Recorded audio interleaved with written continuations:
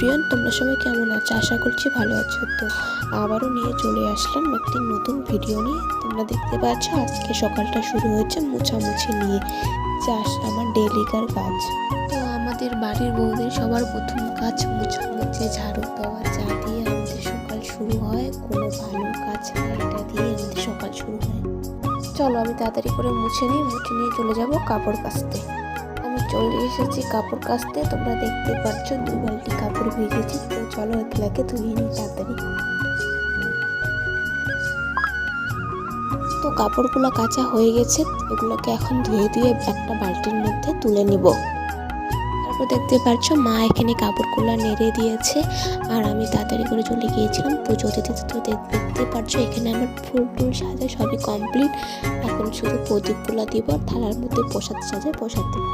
তো দেখতে পাচ্ছ এখানে আমি প্রসাদ সাজা চালু করে দিয়েছি, আর বলতে আমার প্রসাদ সাজা হয়ে গেছিল। তারপর 4 জায়গা মতন আমি প্রসাদের থালাগুলো দিয়ে দিয়েছি। এদিকে প্রদীপ সব রেডি করে নিয়েছি।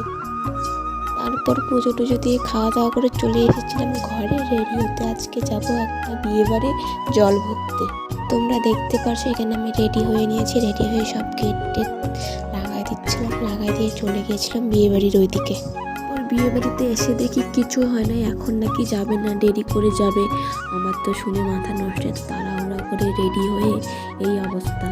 তারপর ঘরে এসে দেখি সবাই রেডি হচ্ছে।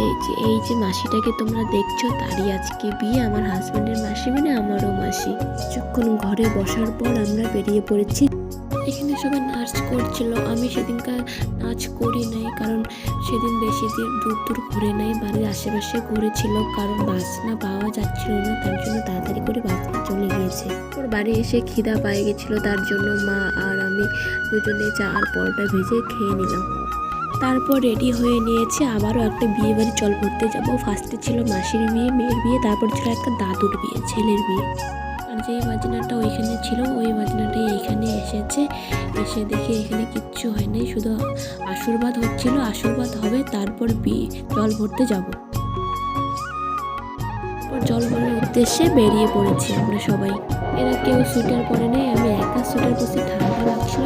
তারপর লাস্টে মেঝেটাতে সোয়েটার পরে রেখে দিয়েছি। তারপর বাড়ি চলে এসে দেখি মুখের অবস্থা কি হয়েছে।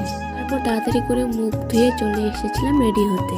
তারপরে এখানে শাড়ি বের করে দিয়েছি, কোনটা পরবো বুঝতে পারছি না। ফার্স্টে ছিল বিয়ের শাড়িটা, ওটা বলছিল শাশুড়ি মা পরার জন্য। তারপরে ছিল বউ ভাতের শাড়ি, মানে আমার আশীর্বাদের শাড়ি, ওটা বলছিল হাজব্যান্ড পরার জন্য। আর দ্বিতীয় শাড়িটা আমার শাশুড়ি মারি, সেটা আমার পছন্দ।